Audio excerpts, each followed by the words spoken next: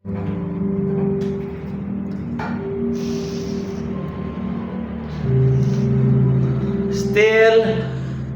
iyak, huwag kang tumingin. Huwag kang matingog mo sa tingnan sa sarili mo.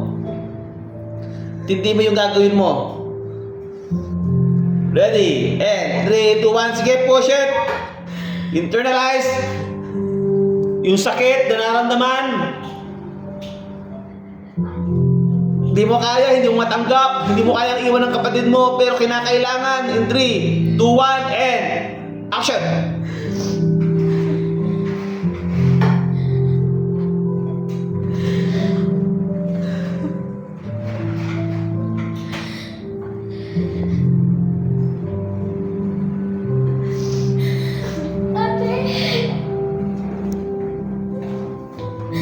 Ano itong napalitaan ko?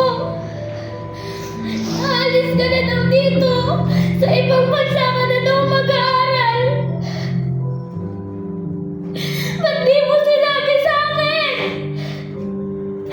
Ba't di mo sinabi sa akin? Sabi mo, walang iwanan. Ba't di mo sinabi sa akin? So, nagawa ko naman sa inyo eh. Nagawa ko naman to para sa inyo. Pero ba't sabi mo walang iwanan? Ba't di mo sinabi sa akin? Wala naman makatulong sa inyo eh.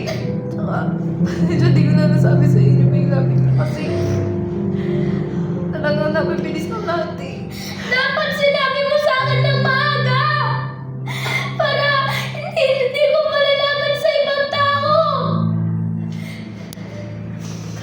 Pwede mo naman ako tawagin araw-araw. Tsaka babalik naman ako.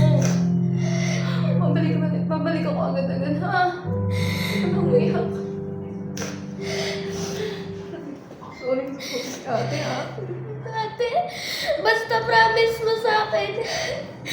Wag mo akong iiwan. Hindi kita iiwan. Hindi ako nandito para sa'yo. Ha? Oo, promise.